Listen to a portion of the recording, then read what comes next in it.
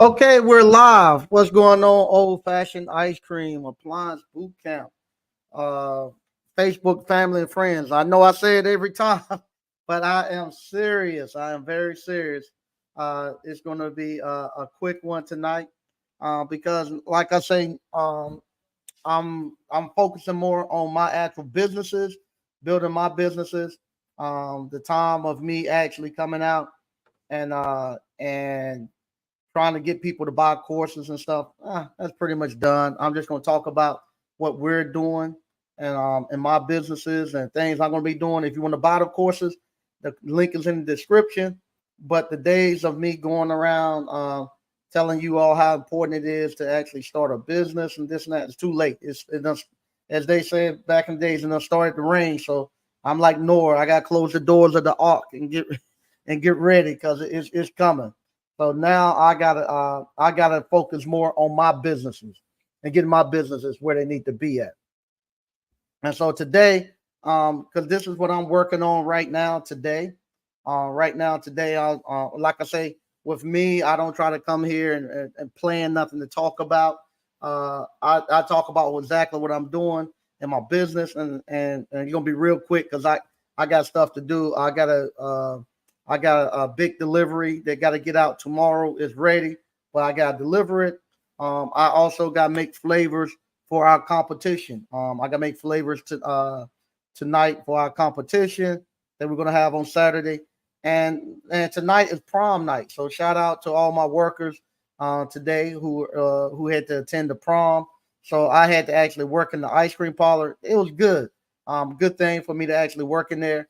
Like I said, my staff consists of high school kids and kids just out of high school. So majority of my staff was away on prom tonight. So I stepped in, and then tomorrow is Good Friday and Easter. So some people are actually traveling for the Easter holiday. So I stepped in and ran things. So I want to get into this real quick. I'm going to tell you how you actually compete and how. And this is me. Other people might do it a little different, but this is how I actually do it.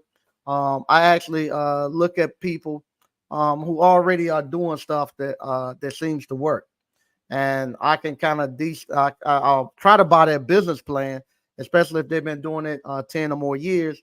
But if I can't buy their business plan, then I try to mimic and put together some of my stuff that's similar to what they have. And that's why I actually build my businesses. So and people say, how you think up all this stuff? It ain't so much. There's very few stuff that you want to do that's not that haven't somebody currently haven't done. So you can actually look at their stuff and you can kind of reverse engineer. Like I said, I was an engineer in my previous life, and with that, a lot of times you have to reverse engineer something. You get a product. If we building back then, we was building storage units for storing data. So if some other company had a better unit than we had, we wanted to test theirs against ours. So we would buy one and bring it into the lab, and we had to reverse engineer, figure out how it worked, and we'll try to break it, and we'll compare ours to theirs. And that's what I kind of do with my businesses. And today, I would say I got one of the a good compliment. We do the fundraisers with our Kettle Coin. I found out with me, I much rather do the fundraisers than actually going out and setting up and actually popping it. Because if I do the fundraisers, we just ship it out. I know the post office down here is sick of me coming in there with boxes and boxes, but I found out I like it better. And it's better for the way I run my business to do it as a fundraiser, where I actually have people go online and buy the kettle corn, and I can get 20 or more people to actually go out and sell kettle corn for me. And once they actually do that selling, and once they finish with the actual fundraiser, I have all the data for all the people who bought, what flavors they bought, and I can now constantly and I can tell if they taste it. I look at my kettle corn just like my ice cream. If I give them to taste it, I can give them to buy it again, and then I can actually market to them and go directly to them. Hey, We got this new flavor coming out. We got this coming out for the holidays.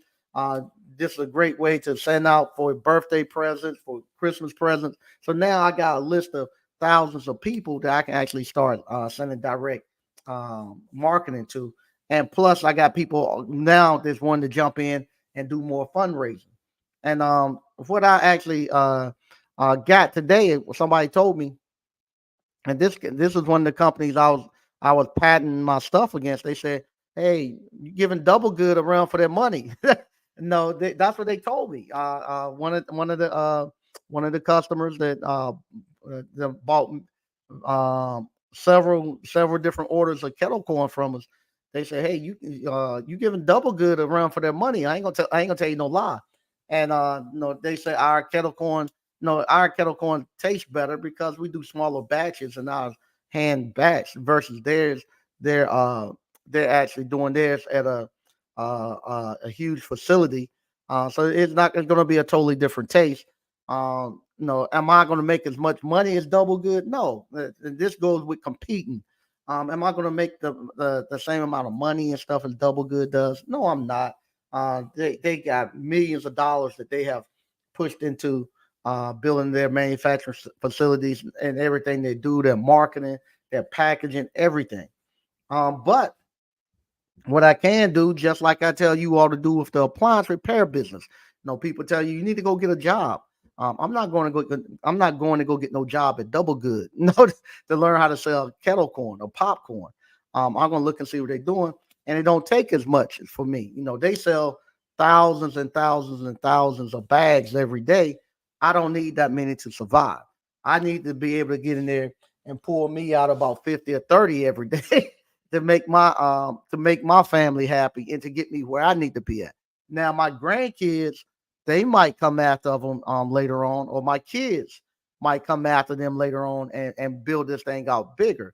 Because what I'm doing, I'm just trying to figure it out and get it working, getting good formulas down with my kettle corn and stuff. And now people are telling me, hey, you just as good. And now I'm actually cutting it the people that I can get to locally. I'm actually able to cut into to them because they say, "Hey, we used to do double good. We doing this one now," and those are the customers that I want, and they're telling other people. So eventually, I get my market share out of there, and that's the way you have to do it too. You don't have to when you start looking at these big companies. You don't go there and think, oh, I'm gonna come in and I'm gonna be just as big as they are, and I'm gonna go buy me a huge warehouse, and I'm gonna get me uh 5 vans, and I'm gonna get cargo trucks and 18 wheelers and and trying to mimic exactly what do good double good is doing. I don't want to do that. I just want to be able to make my money. If I can pull $500-600 a day off of this kettle corn, hey, I'm good. I pull on off and make it that way, and then I can move to the next level up. So I look at doing the small things first, and I look at where I have the advantage at. So double good. I'm going to show you their thing real quick. I'm going to present real quick. Uh, duh, duh, duh, duh.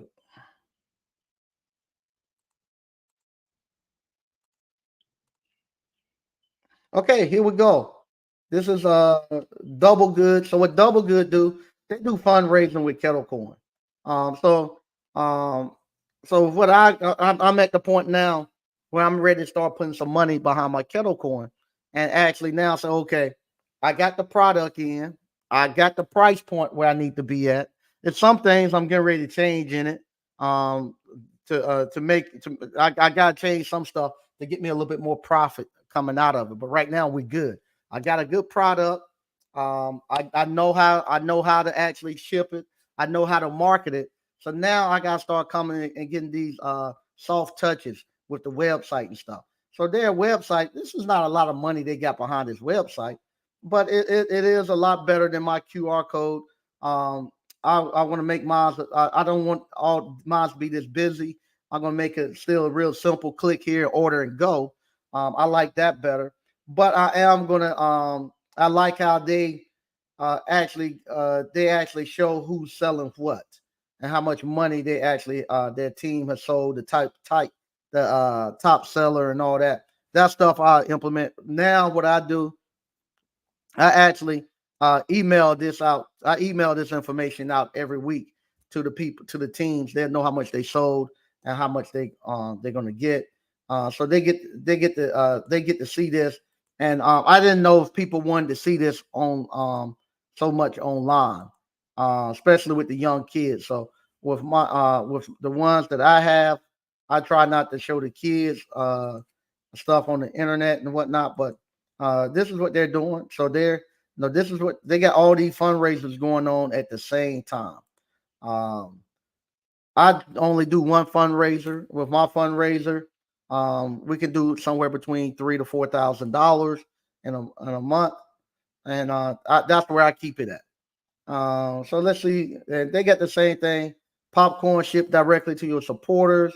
Supporters order from the pop-up store link. Your seller share it with them. Same, doing the exact same thing we're doing. Made to order shipping ensures that artesian popcorns deliver fresh and is peak flavor. Never go door to door again. So they do the same thing. They're saying their popcorn is made to order. Ours is the same too. We pop ours once a week and ship them out once a week. So we don't pull from no stock. Um, and same thing. There you go. Same thing. One thing, they say 20 or more. Same thing. I say 20 or more people. You can expect to sell about $8,000 worth of kettle corn, and from there, they have about 8,500. You split it, you get about 42.50 a piece with your kettle corn. So it's same thing. Same thing. They sold a lot because that's a band. They sold 32,000. Wow, that's a lot of kettle corn. But yeah, the thing that they have, let's take a look at their prices. Let's shop some of that kettle corn. They do 50% too. This right here, this is our $5 bag. So what they're doing, they're charging $14, and then you have to pay, I think, $5 per bag or something. Let's see how much it is. They no, they got their whatchamacall, their packaging. Their packaging is uh I don't quite like. I'll be honest with you, because we're saying we're going to do old fashioned kettle corn, and our kettle corn, I want to keep it as like an old fashioned. I don't want to have a fancy bag because sometimes it start to look at too cool, too commercial. I want to keep it looking like somebody what you call actually hand packed it, which we are. I want to make sure that they know that. So I want to keep it that way. So people look at, man, this is homemade. I don't want to get to the point where it's just too commercial like that. I can get the feel on the website, but the package that actually come to you, I want you to still be able to know that this was hand packed by young kids. See, uh, yeah, they got pretty much same flavors. They got some different ones that we have. Okay, let's see how much theirs cost. And they what you call. I can see why some of these ones right here are cheaper because of the weight. I know why this. I know why that caramel, that peanut butter and chocolate. I know why that from 14. It ain't because it tastes any better. I know why that, you get that caramel and stuff. I know why these are higher because of the weight of the actual bag. When you start putting caramel and all that stuff on it, the bag get heavier and it costs more to ship it. So let's see how much. If we were to click on here, you can get a 3 pack for $39. 1 pack for $14. Let's see how much they charge for their shipping. Okay. Okay, you got it. Okay, all right. Good stuff. All right, so with them, you have to have a minimum of $22 order to go. So let's add another one. Okay, let's check out. So 28. There you go. Uh, Shipping would be $5.45, $33. So you got two of those. I see how he's doing it. So their prices and stuff the exact same as mine. Because what's going to cost you? It's going to cost you. It's gonna cost you that little bag. They can ship that probably for maybe about $5, about $5 to $8, uh, just about anywhere in the U.S. And I see where they're going. Okay, okay, all right. So yeah, so now that I've been doing it, I can come look at their stuff and I can tell why the prices are the prices. I can tell about what they're doing, and you can now actually go out there and compete. This is why it's so important. Why I tell you not to go out and get the jobs, to actually go out here and learn how to run the business. Because now I can, because I know how to run that appliance repair business, and I ran it for so long, and I got the confidence in myself. Not only that, if you're running your own business, it gives you enough capital where you can go out and start to do other little stuff like this. So I have enough capital where I could go out, buy an actual kettle popper, and actually buy a shaker, get everything that I need, so I can actually start looking at this and start going after them with this, and be able to dissect everything that they're doing in this little business, and get close to their numbers. Where I know what's not looking at this, I know why they doing this and why stuff is charged this, because I'm actually doing it myself. I know how much it costs to ship it. I know the difference between the different flavors, which ones cost the most, and I know why they're putting that little small bag out there. And then what happened? I look at that small bag. I tell you all, I look at that small bag. So I start off. I ain't gonna tell you all that, but like I say, this is the stuff that you can do. And now that I got it out there, where people are telling me, I you just as good. You just as good as double good. I just need to clean up my actual front end presentation to the people I want. I know the actual customers I need to go to now. At first, I'll be honest. I thought maybe I could go. You're gonna. I ain't gonna say that. You're gonna because I have everybody listening, and I have to be careful with what I talk about. Uh, you're gonna have to go to a certain demographics in order for it to work. In order for you to sell $25, $30 bags of popcorn, there's a certain demographics you have to go to. And once you hit those demographics, now they do, their kids and stuff, and they're doing the same thing that I'm doing. Their kids and stuff are now um, playing not just one sport, but they're doing two or three different sports that's doing the same thing. And they start to tell you, we done this with this person, it was good. We done this with that person, it was good. And then the other people, their family members are actually buying it. And now they're saying, hey, we might want to try the same thing you do. That stuff was good. So now you starting to build your own little network of people that actually can buy your kettle corn. And like I say, they do the same thing we do. 50% of every dollar supports our Double Good Kids Foundation. It's good. It is good. It is good. And people tell me ain't no money in kettle, ain't no money in popcorn, and all the popcorn that I ship out of here. Uh, but yeah, so they doing the same thing. They give it where you could get like set of three, set of six for 69, no, $70. One, two, three, four, five, six. That's our $5 bag that they're selling right there. So with us, $30 is what we normally would make, and they're selling that for 69. No problem. And then they get $5 on the shipping, because those little bags ain't gonna be much on it.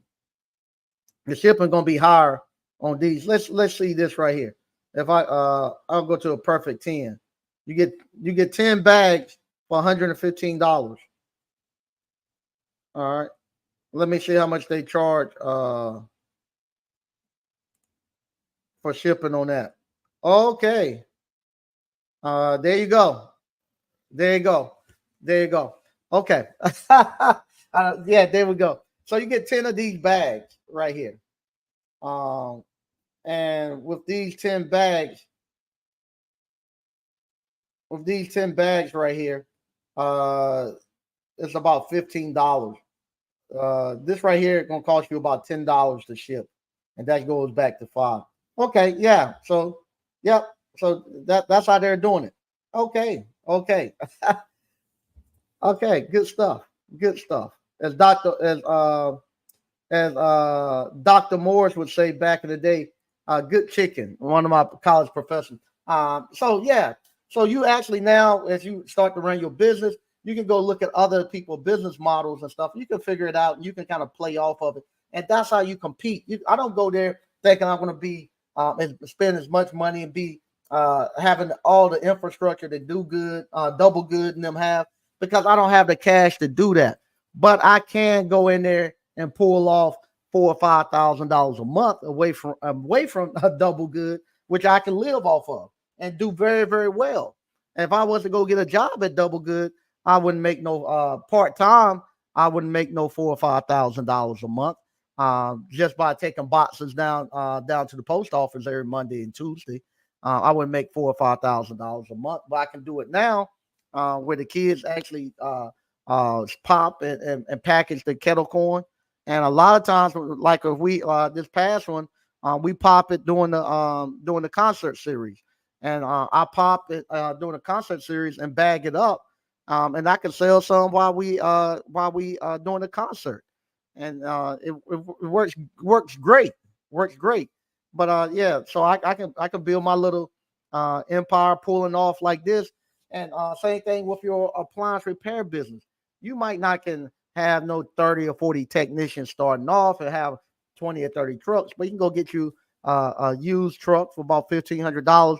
Get out and run your 2 and 3 service calls a day, starting off, make $500-$600 a day. That's way more than you'll make working for somebody. Till you learn the trade, then knock it up to 4 or 5 a day. I actually at my age, if I was out there, three would be enough for me. Honestly, I would do 1 in the morning and 2 in the afternoon. Three would be enough service calls for me to get my money and come on back.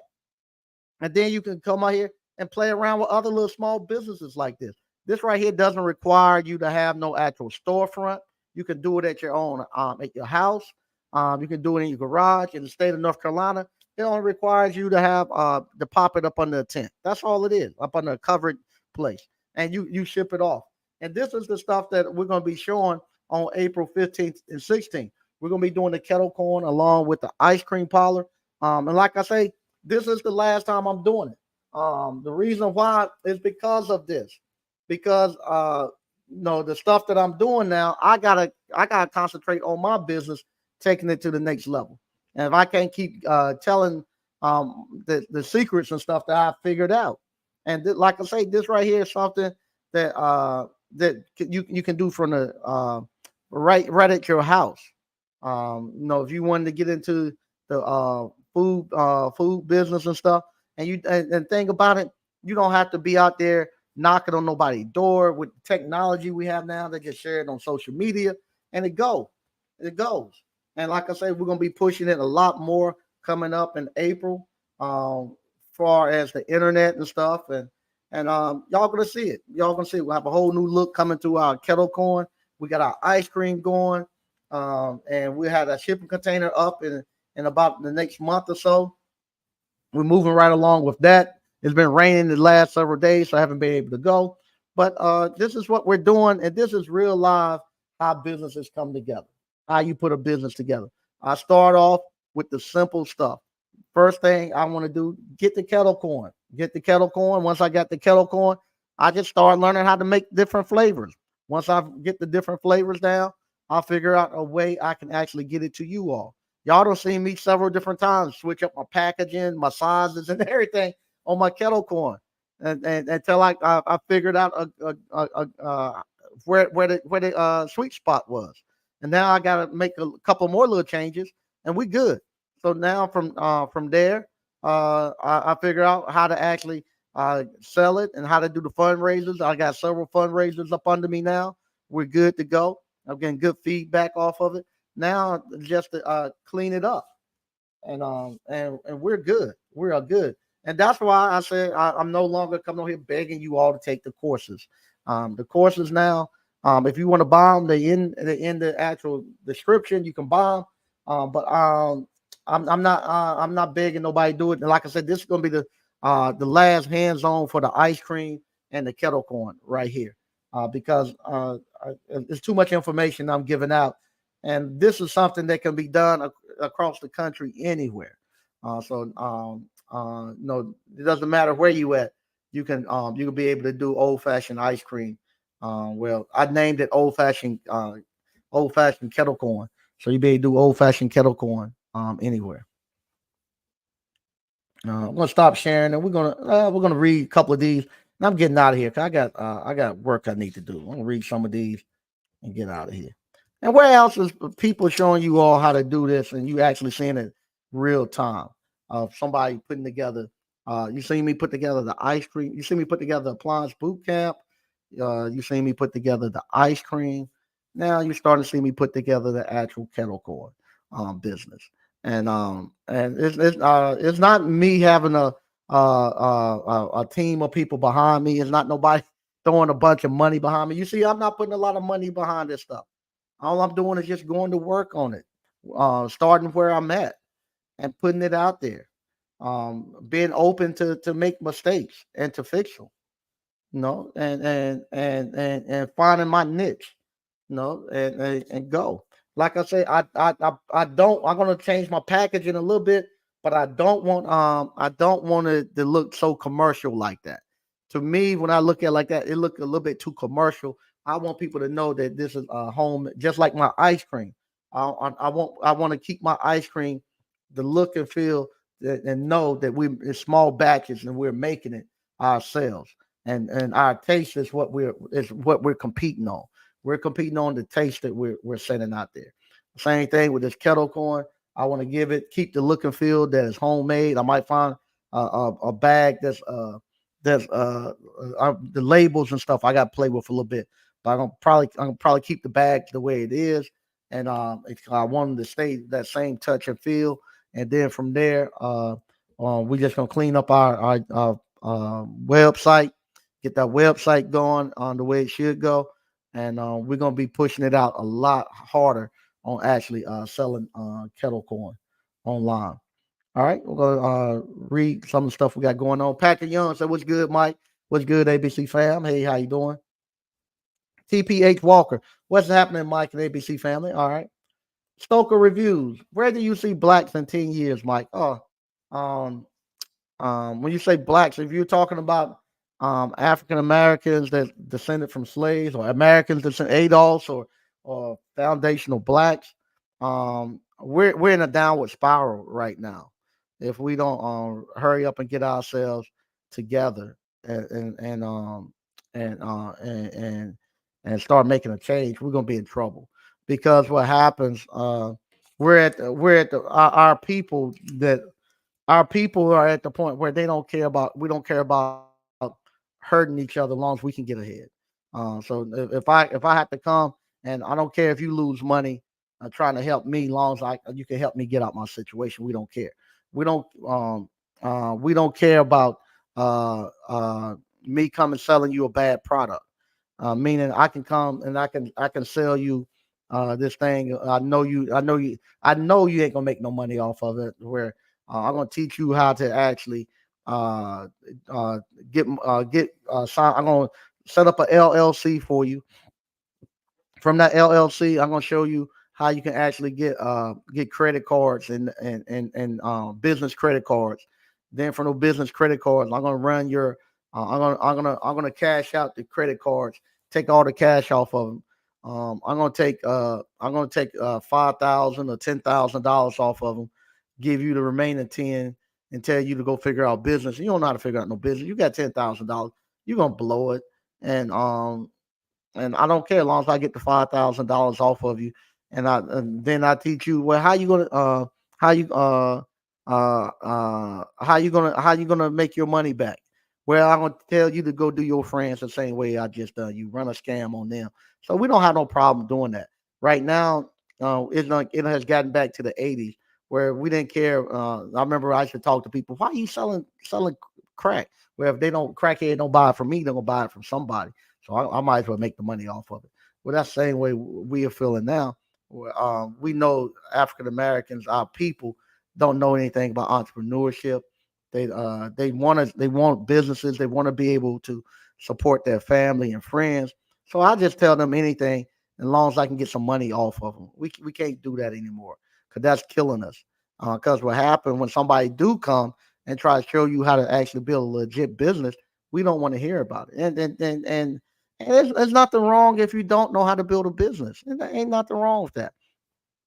For you not to know how to build a business. I don't know how to build no huge business because I never done it, but I know how to do these little small businesses enough to support my family and for me not have to work and to give a good product and service out to the people who's buying it.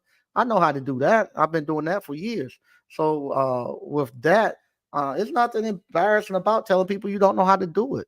But we have made it to this thing that if you don't know how to run a business and you don't have a business, then you nobody. So now you got people. Honestly, I don't see people don't know anything about business, and they charging people to be a business consultant. And they asking me to give them business consultant. No, and that's the thing to get me. That you actually charging people to be a business consultant, and you can't do it. They charging people. I'm gonna show you how to get funding for your business. I've seen this. You come to me, I'm gonna teach you how to get funding, but then they don't. They have to ask me how to get funding. They asking me behind the scenes, hey, I need to get some money. How, no, how you do this? So we got to just stop trying to run this game on everybody. So SQ Services LLC, ABC Family. Hey, what's going on? Frank Evans. So what's up, Mike? What's up, Frank? Patrick Young, Mike. Back in the day when Japan wanted a train system, they brought a train from the U.S. and then they had their best mechanical engineers reverse engineer, and they started purchasing their own train. They started producing their own train. Yeah, it's the truth. That's what I do. That's what we done that all the time. And when I worked at Data General over in Apex, we had a small engineering lab. We done that all the time because we had to build everything in that lab, and we reverse engineered everything. That's what I do here. I see how they doing, and I just reverse engineer it and go. And like I say, it works. It works. It works. Let me see. Let me stop sharing this. Let me see something. I have to be careful with the stuff that I do here. Uh, I'm gonna see.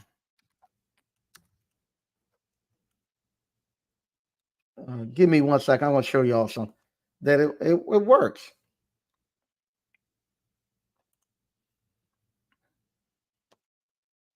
And it doesn't require a lot of money or anything. Um, I do it myself, and I do it with my little kettle corn popper. And you all see my kettle corn popper. It's not no huge manufacturing thing and all this and that. It's just uh let me see if I can go. I should be able to go here. Okay.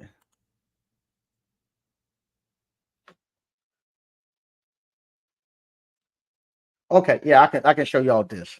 All right. All right. Okay.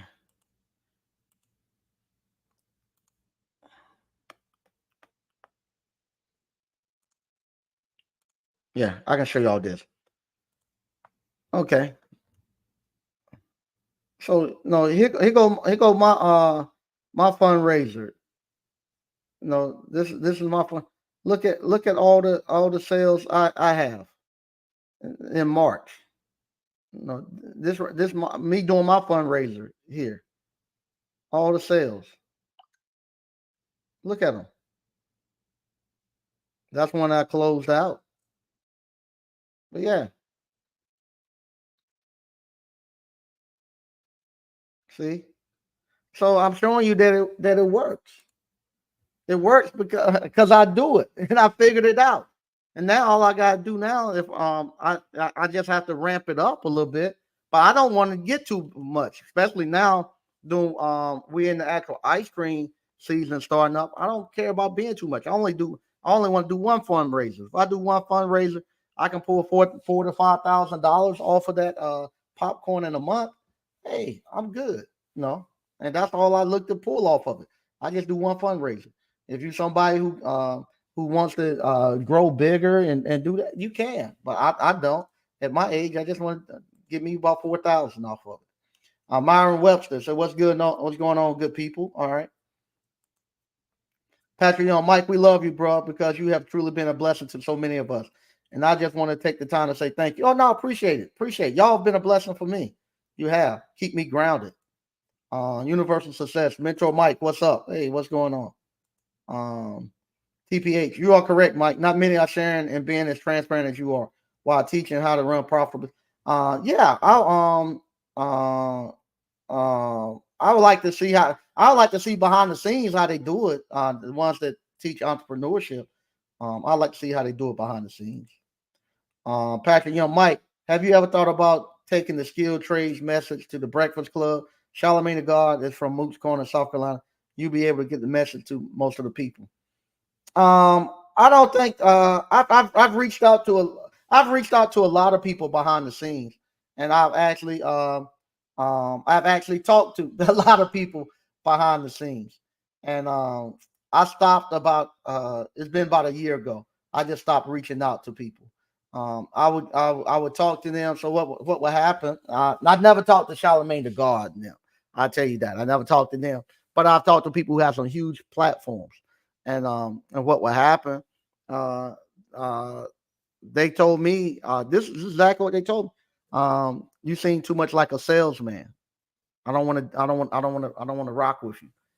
I feel like, well, no, I'm showing you I would show them everything behind the scenes. I was showing where I bought property. It was in my name, paid cash for it. A lot of times all the time I send them product. Before in my introduction to them, hey, I'll send you all my product there. I send you a copy of my book. I send you popcorn, all my products and stuff. I send them where awards and stuff that I've won off of YouTube. I send them that. And usually I get a call back from they call me back. Hey, let's talk. I want to know a little bit more about you. We talk, and then I've had at least 4 of them tell me, I think you too much of a salesman. It don't feel right to me. Come on, man. I'm the real deal. So after that, I just realized that the water has gotten too muddy with the people, and I don't blame them now because I have a hard time trying to figure out who real and who fake. So they don't muddy people. People don't muddy the water too much now, where you don't know who real and who fake. So what I do, I actually just keep moving on, building my businesses, and the YouTubers. It's funny. The YouTubers they don't like the stuff that I do because it's not flashy enough. And a lot of times, I've gotten feedback from other YouTubers. They've given me advice, and they said what you need to do in order to move to the next level. I got to be more of a lifestyle, meaning what you do is not flashy enough, because it's a show. You got to show more of your lifestyle. What you're doing ain't nobody. This what everybody they've told me. People I really really trust have told me this behind the scenes. What they say about me. You're somebody that you have to. Everybody say you the real deal. You the person who's really doing it, Sneak. But on top of that, but what you have to do, you gotta show more of a lifestyle. Because nobody's gonna buy into just the hard work and building a business. It gets boring. You gotta have the lifestyle to come behind it.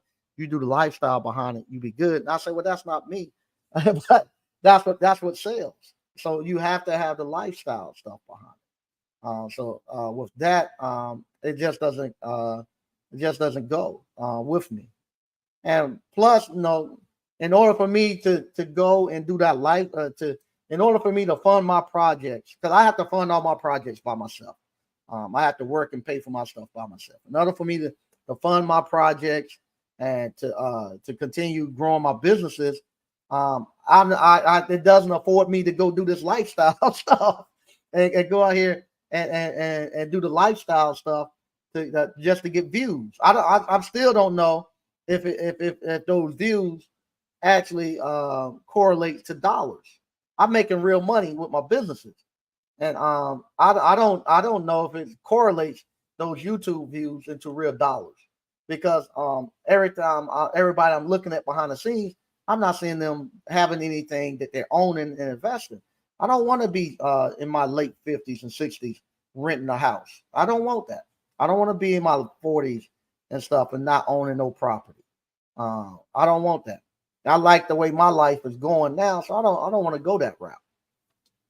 And like I say, and I guess people just don't like seeing it get built, but it's the truth. No, they don't. I guess they don't like to see somebody having to go out there and pay $4,000 for a spot in the hood and build out a shipping container and have to go out there and do a lot of it yourself. They don't want to see you in a pair of steel toe boots out there with a post hole digger. They don't want to see that. So read a couple more of these. Now I gotta get out of here.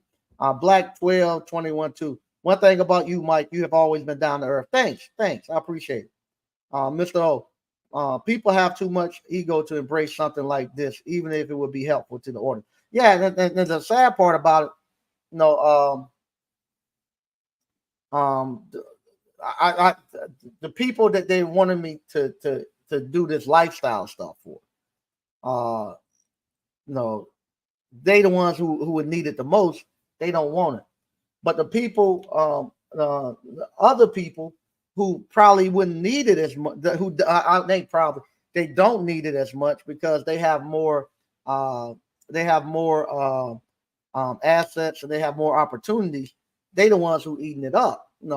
I get emails every day now from homeschool groups. Hey, we got what they tell me the other day. They got 25. I got 25 kids I'm bringing out there. Can we come out there August? They're going. I'm booking already into August with the homeschool kids, and they're coming out there eating this stuff up. They're exposing their kids, and the kids are renting the. No, y'all saw me out there. Young lady came to homeschool young lady came to my actual to the actual homeschool ice cream parlor boot camp, and rented. She called me, rented out an ice cream cart. I delivered it to the Patrick's Day. She paid $250 for it. Made over $500 selling ice cream in the cart, and it works. And and everybody sees that and they jump on it. The universities they reach out to me. Want me to teach to be mentors and value my information. Other business owners, reach out and value my information, that I give. But the people who I need to give it to, they won't take it. They won't take it. Donnie Madden. So what's up, Mike and ABC fam? All right. Stoker Reviews. Thanks for what you do, Mike. Thanks. Black 1221 2. They have no idea what kind of good dude they turned down. Yeah, but like I say, it's not real. And see, that's the other thing too. I don't the ones that have all this YouTube stuff. I don't see the real business owners off YouTube acknowledging them. I don't know. I don't see it. I was just thinking, Mike, you need a podcast spitting knowledge. Ain't enough real out here. Yeah, like I say, I'm changing. I'm actually changing everything that I'm doing as far as the platforms and stuff because now I'm at the point where I'm not really gonna be selling the courses and stuff anymore because I need to keep that information in house about my businesses and stuff. So my actual businesses, my actual platform going forward is going to be more so of me selling my products, not the courses. I'm selling my kettle corn, selling the ice cream, and just showing that type of lifestyle. Not me trying to get no dang on Porsche and all that running around in front of you all, but showing you all my actual ice cream journey and my actual business journey, showing you all that, and actually that be something that drive more people back into the ice cream parlor. So that's what I'm doing now, and just show you all that journey. That other stuff, the other stuff don't last. It's the actual stuff that you build and that you own. So letting you all see that, and that actually leaves a roadmap for my actual kids and grandkids. True, Mike. To appeal to the masses, you need to flaunt status of material goods. Yeah, that they told me that many a times. Mike, the reason I asked about the Breakfast Club is because Dr. Umar makes the argument for skilled trades in the black community from time to time, and he has a PhD. He supports it. Yeah, yeah. Everybody say the skilled trades, but I think, be honestly, I think they what you call they just saying it now because it's a catchphrase. Everybody they don't. You start talking to people, people don't know. A lot of them don't know truly the value in the skilled trades.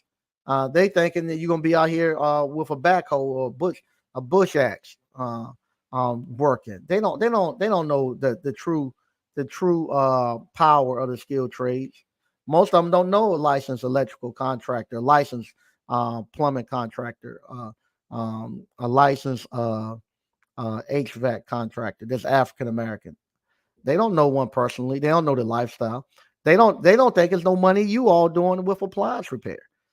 So they don't believe in that. No, you try to tell them. No, I try to talk to tone talks and stuff in them about the skilled trades. They don't want to listen. They don't believe it. No, so don't nobody care about it. $5,000 suits, Porsches, women, boats, yachts. Yeah, yeah, it's crazy. Mr. O, only the most genuine and serious people would take the game you're giving right now as it is. That's the truth. Uh, Slick. Appliance repair ain't slick, sexy, but it's profitable. Yeah, it is. Yeah, it is. Yeah, it is. Uh, TPH Walker. Thank you, Mike. Okay, no problem. Thank you all. Mike, you have been more generous than most ever will. The stuff you teaching, you could not learn in Ivy League for $200,000. You gave the game. Now it's our turn to pay it for. Yeah, yeah, yeah. You all are good. You all are good. What's going on, DCNF? DCNF said what's good. Mike, that's slick. They networking. Myron Webster. I would say they do because if the employees find out how simple it is to run it, they will mess up their business plan. It might be. It might be. It might be. It might be. Patrick Young. Mike, the crazy part is if you learn to repair just washers and dryers only, you can build a business to make 200,000 a year. Can it be too simple? Yeah, yeah, yeah. Hey, what's going on, Terry? Uh, Terry, get more biz with Terry the electrician. Mike, they might not know the power of the skilled trades now, but in 3 to 5 years, they're going to wish they did. Yeah, they are going to wish they. Because I'm telling you, I think I think it's what we call. I think the door is closing. I'll be honest with you. This past me building that shipping container. Now this right here is just less than 3 years. 3 years ago, when I built done these two buildings. These two buildings, I was able to get in and out for less than buy the buildings and everything for less than 60,000. I was able to get out of it. But now, with the everybody now is lining up to eat off of you. You got the towns, they're lining up just processing fee, $6,000. Just a processing fee, $6,000. So they're gonna eat off of you.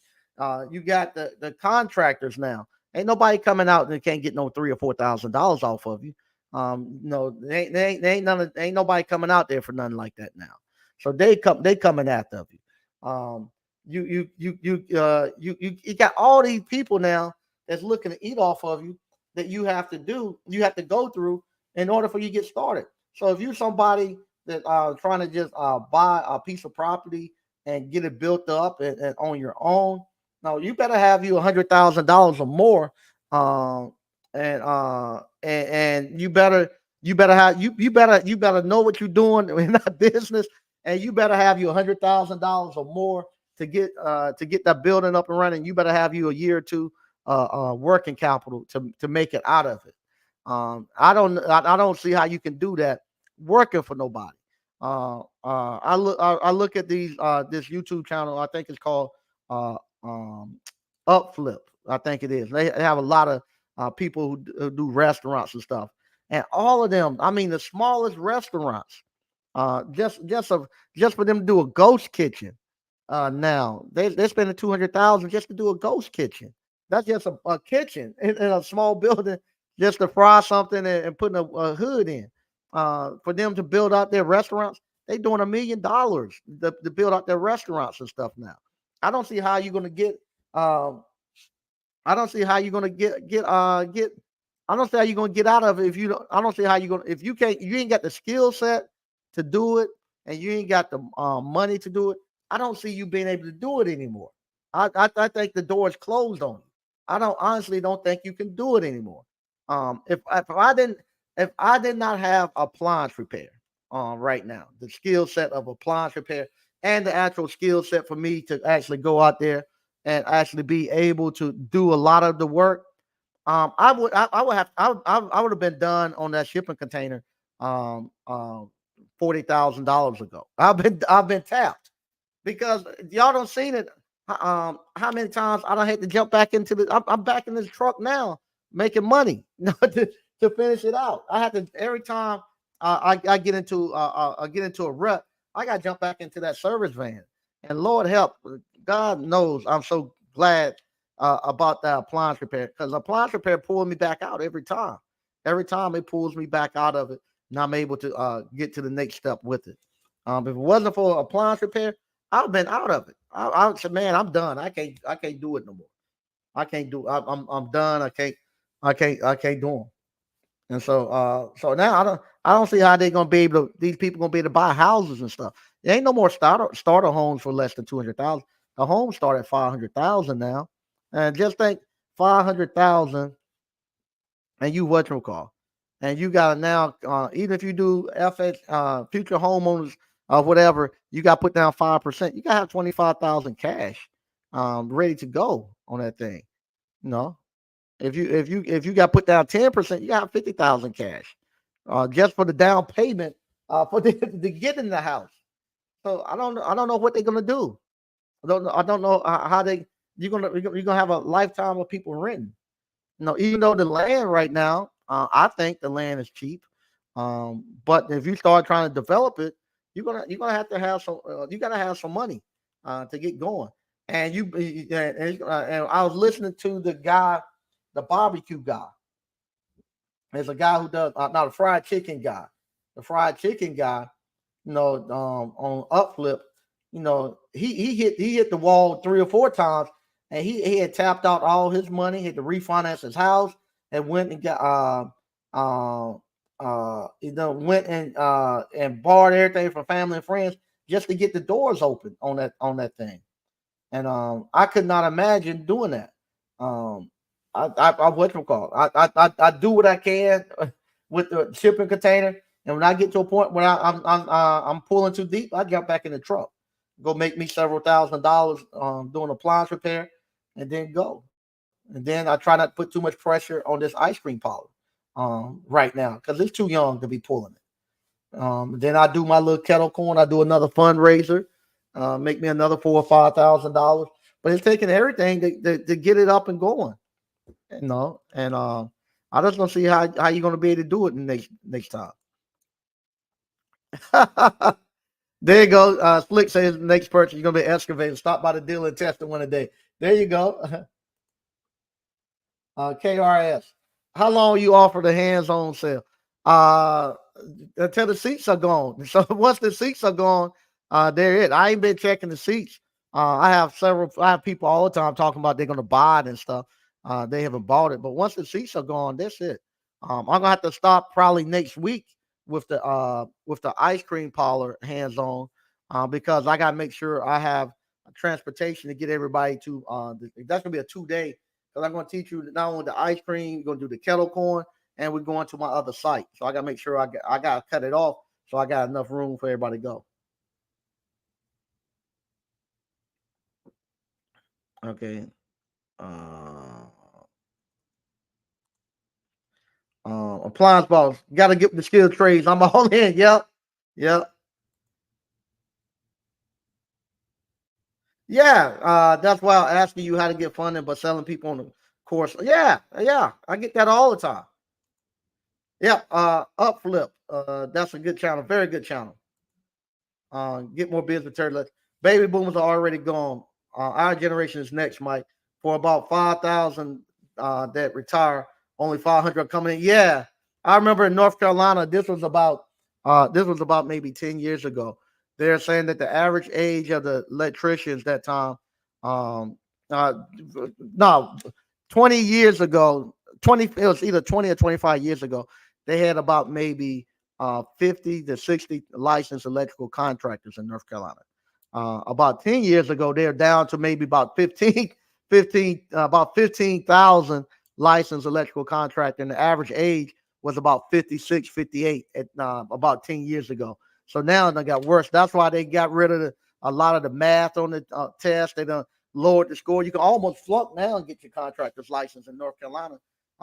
They don't make you do half of the stuff on the test. They took all the hard questions off, so because they want to get people in. But once they get the numbers up, they're gonna make that test hard again. DCNF appliance repair is definitely the real deal. Yeah, no doubt. They're gonna be dancing on TikTok, Mike. Yeah. Terry the electrician. They don't realize how they screwed pushing everybody to college when I was in high school. But a few years them chicks. Yeah, and right now I do a lot with the school system. Um, uh, I yes I do. I do I do quite a bit with the school system around here. And what they have now, they brought the skilled trades back to the school system. But you have to go to the community college to do it. So you can't go, you can't, they don't have it in a regular high school like we did. You got to go to the actual community college to actually take the skilled trades. But the thing of it is, you have to have this high GPA. So you got to have like a 3.5 GPA in order to go take the skilled trade. So most of the people who would normally take the skilled trades, they don't have the GPA to take it. And the person who got the GPA to take it, they on their way to college. So nobody's taking it still. So that's the thing that I whatchamacall, I'm gonna start talking more to the actual school board and actually more to the superintendents and stuff. Since we do it, we no, I ain't putting a lot of money, but I'm putting money and I'm doing a lot of stuff with the school. Hey, we gotta kind of reverse this thing. Slick. They still got roadblocks to getting licensed for plumbing and electrical. Though hours have to be proved. Yeah, and yeah, and that's the thing. They want to do. They want to keep it that way, and that's what we were talking about last week. Where that's what we were talking about Monday, where people want to get licenses in here, so they don't what we call it. They can actually put the roadblocks so you can't get back in, and they don't you don't have to worry about you coming in here. Just think and doing what I'm doing. Just think because I was able to actually start my own appliance repair business and run my appliance repair business. That allowed me to do all the stuff I'm doing now. Build an ice cream parlor, do the kettle corn, all of that just because I was able to start my own appliance repair business. Just think now if appliance repair had the roadblocks like electrical and plumbing, where I had to go ask somebody for a job and say, "Hey, can I have a job repairing appliances?" And they say no. They won't hire no African Americans to do no appliance repair. So they tell me no, they ain't gonna hire me. I'm stuck. Just think when I lost my job, and I'm trying to go work for free. No, I try to go work for free as an engineer with a degree, and was pretty good at engineering, and I couldn't even go work for free. And just think if I had to do the same thing with appliance repair. If I was going in there and say, hey, can I get a job? I lost my job as an engineer. I repaired appliances from Sears. I'm really good at it. Can I come work for you? No, we don't we're not hiring right now. Fill out this resume, then you leave, they throw it in the trash can. Just think what that would have done to me. But the sheer fact that it's open and I say, forget it. I ain't gonna ask nobody for no job. I'm gonna do like I'm doing with this kettle corn right here. I'm gonna come after them. I'm gonna look and see what you're doing. Not gonna come after you. Not gonna compete. And I'm gonna pull out enough for me and my family to eat off of, and go that way. So I never have to ask you for a job again. I don't have to ask you for no job. I don't have to ask you for no funding. I don't have to ask you to do anything. No, I'm free to do whatever I want to do. 63 Impala Rag, dude. What's up, Mike and ABC fam? All right. Myron Webster, Ohio, you can't do plumbing with no license. Okay. Stoker Reviews. Hey, Mike, did you shop around for the door seams high? It ain't but several people around here to actually build those doors. It's not a door that it's not a those shop doors and stuff that you see. That's not a door you can just go to Lowe's and buy. They have to actually come out and they have to actually build that. And but if somebody wants to get into a trade, get into that trade, that doing that glass and building those glass doors and stuff like that. No, they have to actually build those things. And that's a lot of money, a lot of money. Patrick Young, Mike, it's sad. I'm 54, and I remember when the last of the black old blacksmith were in the community. Now there aren't any. One of my biggest regrets in life, I didn't learn that form from the elders. Yep. It's looking like trades will be permanently ran by foreigners. Um, well, they're pushing you out of it. They're pushing you out of it. Um, you have now. Oh God, I shouldn't say that, but it's the truth. Um, um, you have now became your job is to get on be honest. They need you to go to jail to provide jobs for people and to fill out those because they don't borrowed all this money from China and whatnot. And China, they don't sold them all these prison bonds and stuff like that. They got it, and they don't told them they don't looked at y'all test scores and made sure that you can't pass the integrated test. And they don't told China these kids right here, they scoring low on the integrated test. And if you buy, and so we're gonna have this amount of people coming into prison because of their test scores and because of the environment they're coming out of. If you give me this money, you'll make it up on the prison bonds that we selling you because they coming. So you going to jail. They're gonna push you into jail because they need you to pay China back. You gotta go. There ain't no way around it. You gotta go to jail, and that's where they want you at. That's where they want you in jail. That's why they're making you so comfortable about jail. That's why they push these YouTube channels of people who done 30 years in jail, making you seem like it's nice. They push it out there for you to see it. You hear all the jail stories and this and that. That's why they tell you you ain't no real man, a real African American, unless you don't went and done 20 years. You sat down for 10 years and don't snitch and do all that stuff. That's why they doing that. They give you conditions because they gotta have you in prison to make it work. If you stop going to jail, we'll probably have to go to war with China. Because China gonna want their money, and we ain't got no money to pay them. So they gotta make sure that you in that prison. They you know how many people get money off of just putting money in those vending machines and stuff for you.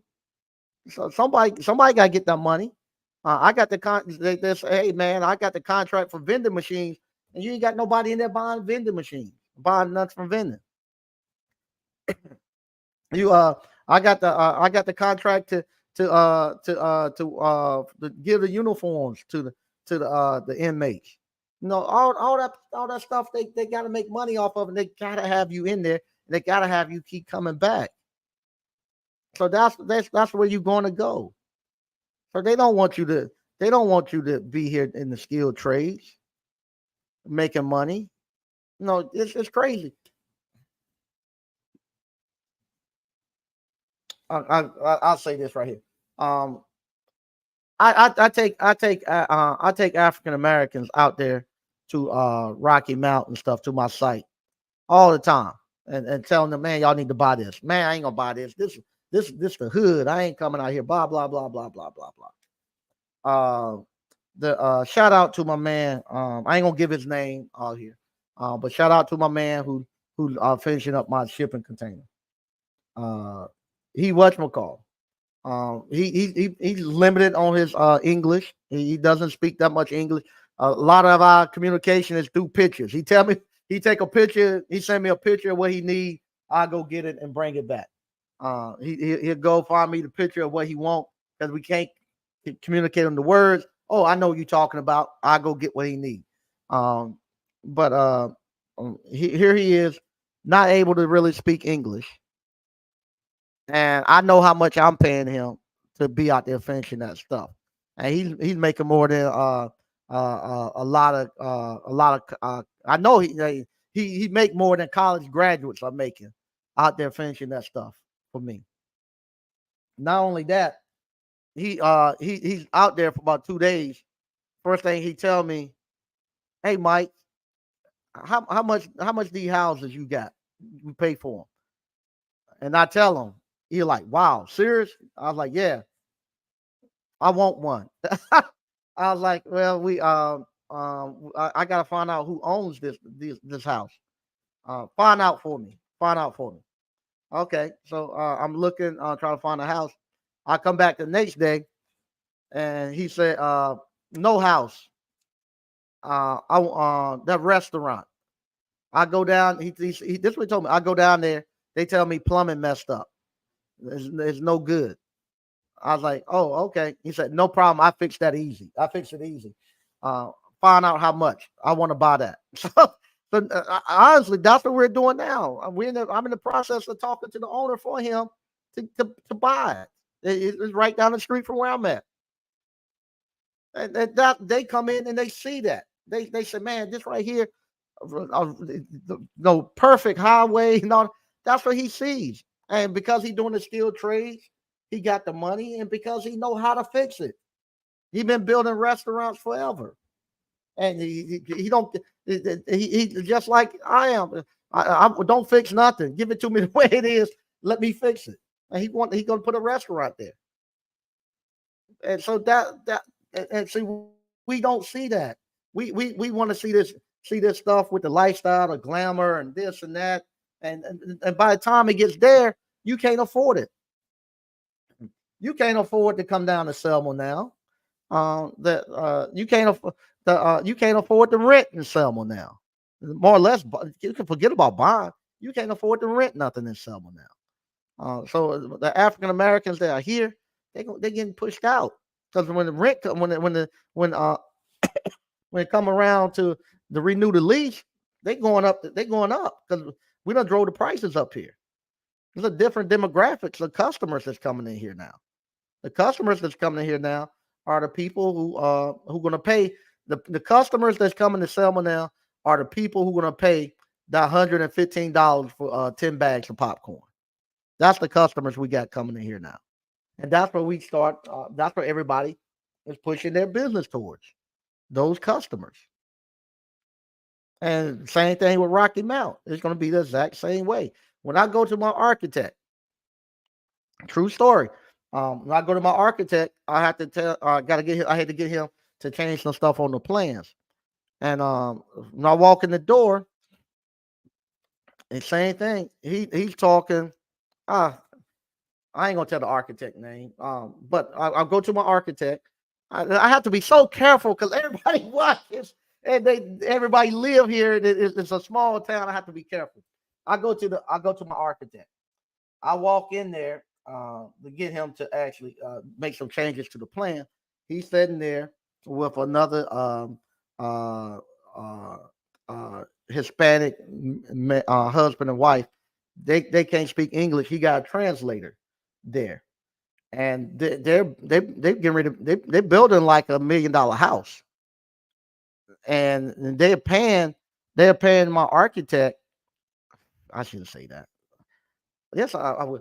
They're paying for an hour worth of consultant. They're paying about $250, $300, and that's the going rate. If you want to sit down with the architect and he got to make changes and stuff like that, he's gonna charge you about $250, $300 per hour. And they sitting there and they're making changes to the housing design that he's designing for them. So and I'm looking at the house. It's $1 million house that they building.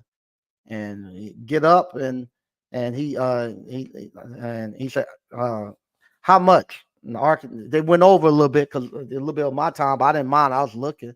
God, I hate doing this because people know everything. But anyway, he said, how much? He said, I'm just gonna charge you for 250. Just charge you for 1 hour, 250.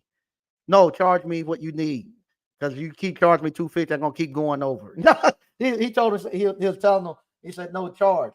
Because if you don't, I'm gonna keep going over every time I come. But they got the cash and they paid him cash, 250. His wife did, counted out $250 and and left and was happy to do it. And they was making the changes to the to their house. And they paying for that. They paying for that. And so after they leave, I'm there. I'm talking to my architect, and I tell him I need to get him out there to look at two houses for me to get some designs on them. He said, "Where at?" I said, "Rocky Mount." Man, I'm buying over there too, man. That's a nice place, man. I got property that I'm going over there. Everybody's getting out there in Rocky Mount. I said, "No, I've been telling everybody they won't come." He said, "Man, yeah." So that place jumping, but that's where everybody see it, and they see us there, and they know you got to go to prison. They know that. They just waiting. They doing P Diddy on you. They just right now. Oh, I ain't got time right now. I'm looking. This is what everybody's thinking. Because I'm thinking the same thing. Right now, I gotta get the shipping container done.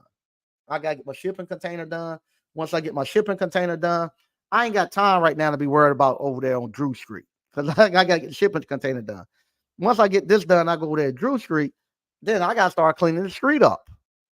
And when I'm putting two houses out there, I gotta clean the street up. Same thing. They're doing the same thing. Oh, I got these other projects, but as soon as these projects get done, and I can put my attention over there at Rocky Mount, they're gonna do the P Diddy on you. They gonna have the police come pull you out of there and get you gone because they and especially if the city saying, hey, I'm going to charge them $6,000 paperwork every time they come out there, and you standing on the corner in the way causing problems, stealing copper and all that. We ain't gonna have you out here doing that. You going on to jail, and we'll pay somebody to feed you and watch you in jail. So that's what they doing to us, and we so crazy to fall into it. You honestly think today you can go out there and stand on the corner in broad daylight and think you're gonna be able to sell crack, and they don't know what you're doing. They get you like when we used to play pool, and you have a birdie, you have a ball sitting right there near the pocket. You don't shoot that one. You can make that one anytime. You wait until you're in a jam, then you pull them. You shoot that one. That's the same thing they're doing with you. They know you out there doing it. They just sitting there waiting and waiting and waiting. And then when it's time for us to get out there and start making our moves, they're gonna come pull you. And get to a point. Hey, they people getting ready to start working on those houses. And when they start having when the construction companies and stuff have to go out there and drop lumber off a day or two before the people get started, and they worried about you coming there stealing it, no, you got to go. They ain't gonna let you get in the way of that. They're gonna bring the whole town down on top of you. Same thing, if oh God, I have to be careful. Same thing, here in Selma. They don't beefed up the police force. You better not be coming through Selma doing something you ain't got no business doing. Your tags better be right. Your lights better be right. Everything better be right.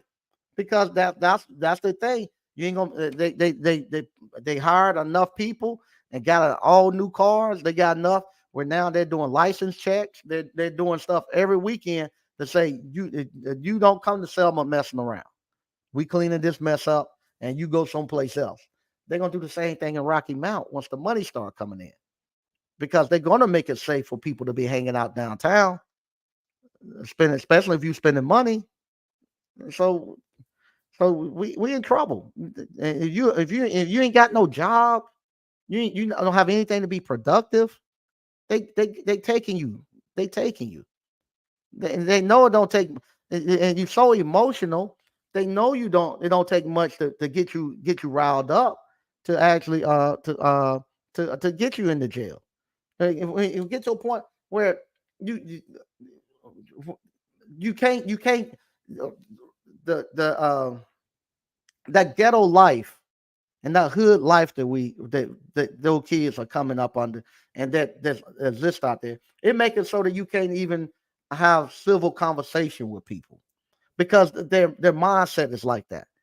You something so crazy you can't even have civil conversation with them, and so they know it don't take much to get you going.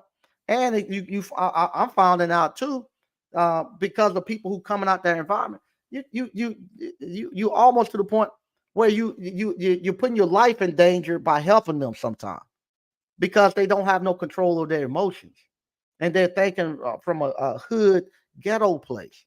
That's how a lot of Nipsey Hussle and all them get killed because they go there trying to help, and you got some guy there, and oh, you call me a snitch, I'm gonna shoot you. No, that's the mentality, and you just trying to be reasonable with the guy or the young lady, just trying to like other people have, and they oh, you embarrassing me.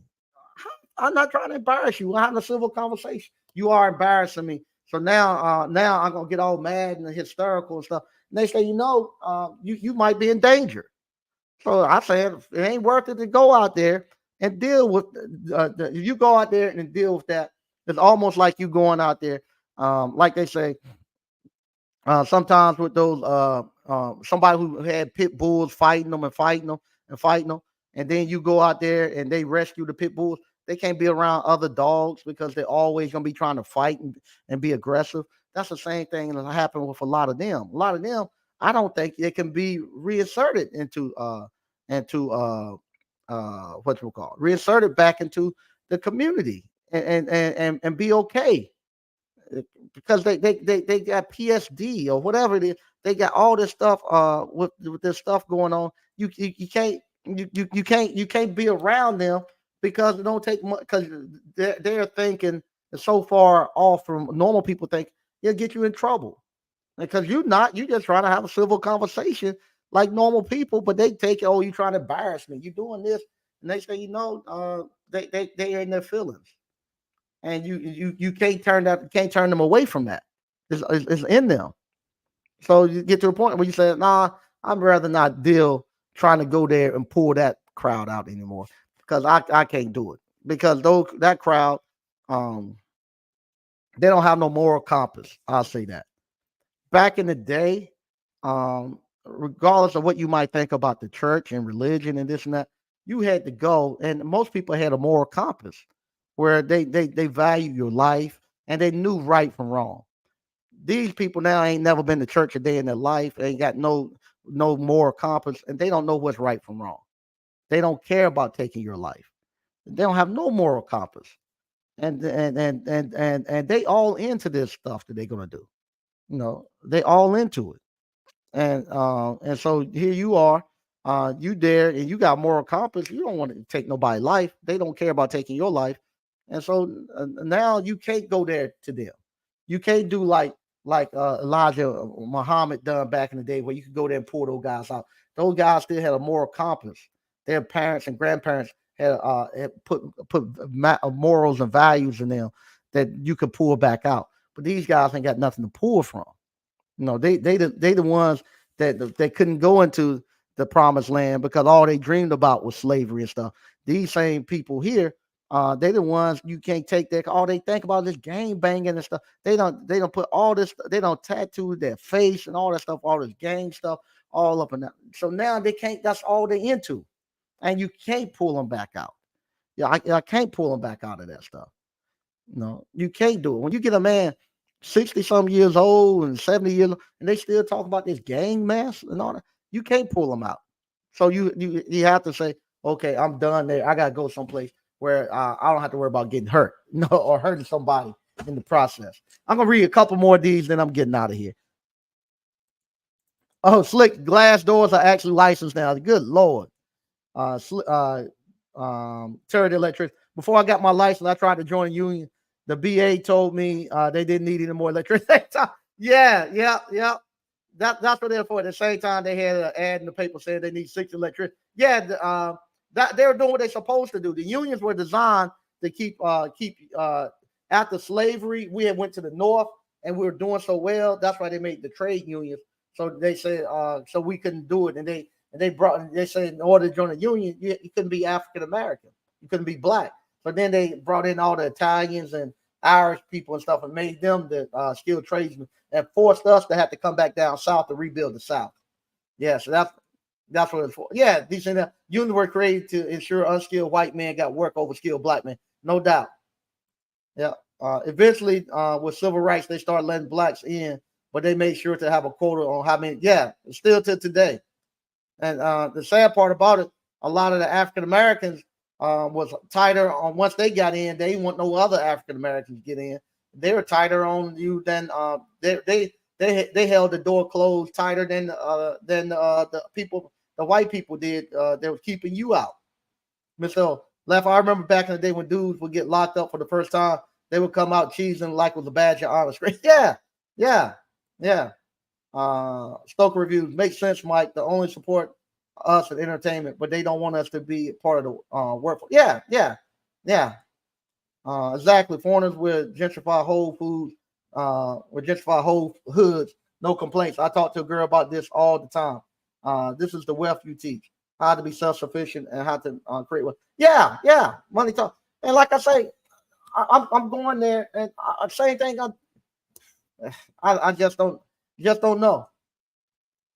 Stoker Reviews. I had a conversation with a lady friend about her daughter going to vet school. She tried to argue me down about her not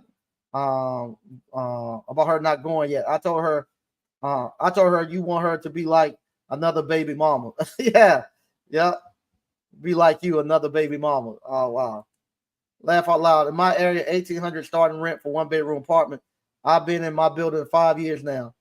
There are 2 floors. Both floors have completely turned over, like 3 to 4 times. Yep. She doesn't want her daughter to be successful, just want to keep her down. Yep. Mr. Only me and one other guy have been here the whole time. A new class of people getting ready to come in. Yeah. Same thing here in Selma. Unless you bought your building, and I have to be careful. I told y'all I have to be careful, man. Unless you're somebody who bought your building. If you bought the building and you're not trying to come up to the next level, you okay. You can stay there. But if you're renting that building, you better make sure you putting some money in that building to come up to these. You're gonna have to come up to the same level as these people who are putting. I went into the what you call building the other day. They're putting close to a $500,000 or $1 million in these buildings now, and you gotta bring your building up to that level if you're renting, because the customers that they're gonna bring is gonna be looking for that, and you're gonna need that. Because what's going to happen, the landlord's going to look and say, hey, I can get this amount of money, because when those customers show up, those businesses that cater to those customers and they're willing to pay the rent to get those customers, they're coming. So you got to constantly be bringing your business up to stay on that level with those people, or else you're going to have to get out, because you're not going to the way it used to be, where you could come here, set in Selma, and have a little build business that you kind of just pillow around with and don't really run it and try to expand it and grow it. You can't do that now. You can't do it now, because now people they'll do real hard money into this stuff, and they looking for a return, and you ain't gonna be able to do it. So okay, it's 9:30. Jesus Christ, let me get out of here. I've been here too long, and I got stuff I need to do. Once again, I want to thank everybody for watching. We got the Ice Cream Parlor Boot Camp coming up 15th and 16th. The link is in the description. We got the Appliance Boot Camp coming up 19th, 10th, and 11th. Limited seats. You can get that if they're still available.